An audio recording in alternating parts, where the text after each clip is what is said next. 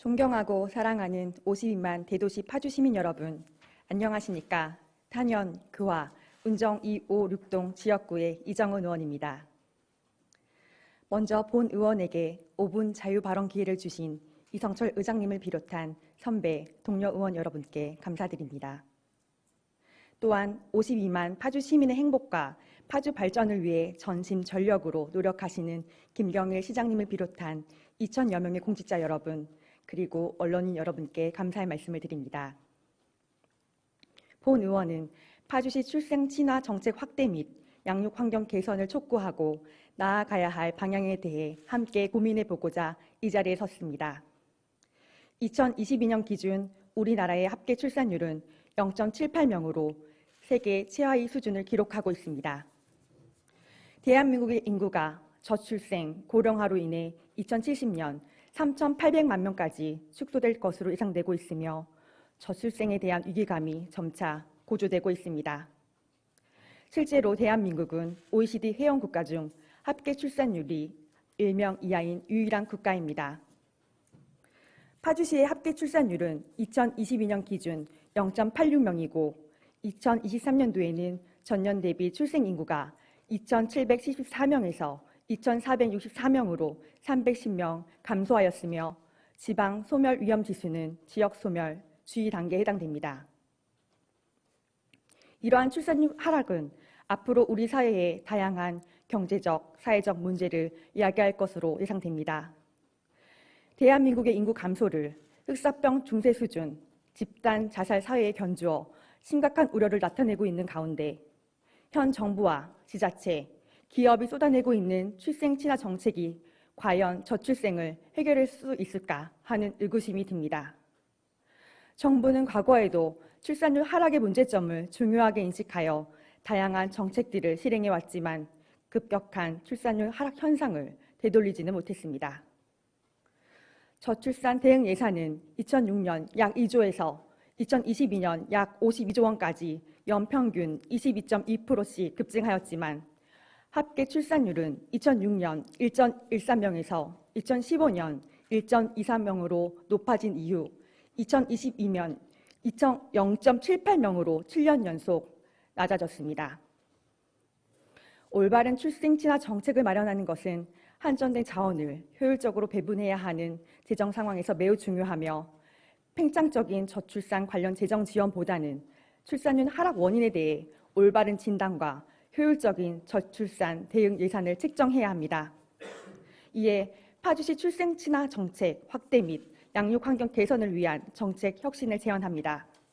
첫째, 인구 관련 문제를 통합적으로 관리할 컨트롤 타워 설치가 필요합니다. 현재 산재되어 있는 인구와 저출생 관련 정책 및 예산을 통합적으로 운영 관리하여 출산율 제고에 효과성이 없는 정책을 줄이고 효과가 높은 정책에 집중적인 투자가 필요합니다. 둘째, 출산율 제고를 위한 예산의 정밀 타겟팅을 해야 합니다. 육아 및 가족을 직접 타겟팅하는 정책을 중심으로 직접적인 저출산 예산을 확대, 재편성해야 합니다.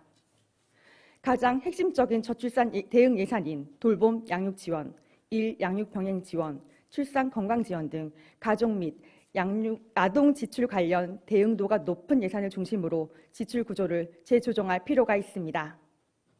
예를 들어 파주시 출생 아동에게 첫째 10만 원, 둘째 30만 원, 셋째 100만 원을 지급하고 있는 파주시 출생 축하금의 경우 타 지자체와 비교하여 출산 유인책으로 현저히 낮은 수준이며 이를 적극 확대해야 합니다.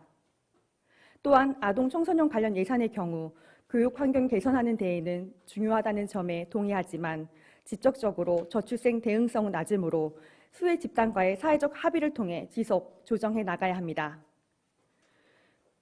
예산을 참고해 주시기 바랍니다.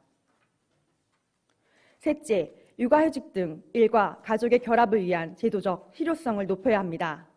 관내 기업의 육아휴직 사용 현황을 공개하여 육아휴직 활용도를 높이고 육아휴직에 따른 업무 공백 발생 시 퇴직 전문 인력 또는 청년 인턴 등을 활용한 대체 인력 지원을 지원하고 결혼, 출산, 양육에 노력을 기울이는 기업에 대해 경제적 인센티브를 주어 출산 휴가 및 육아휴직에 대한 기업의 부담을 낮춰줄 필요가 있습니다. 넷째, 유연한 노동시장과 경력 보유 여성에 대한 지원을 확대해야 합니다. 사업장 특성에 맞게 탄력 근로제, 선택 근로제 등 유연한 일자리의 활용도를 높이고 특히 주요 자녀 양육 시기에 근로자의 여건에 부합하는 제도를 설계하고 결혼, 출산, 양육 관련 성과를 입증한 관내 기업에 금리 인하, 기업 정책 등의 혜택을 제공함으로써 기업들이 저출생 문제 해결에 동참할 수 있도록 유도해야 합니다. 다섯째, 수요에 맞는 돌봄 공급 질적 확대로 초등 돌봄 절벽, 돌봄 독박 문제 적극 해결해야 합니다. 현 정부가 저출생 위기와 양육 부담 문제 해결을 위해 2025년 전면 시행하기로 한 늘봄 학교의 시행 시기를 1년 앞당기면서 인력, 공간, 추진 체계 등의 모든 면에서 준비가 부족한 상태입니다.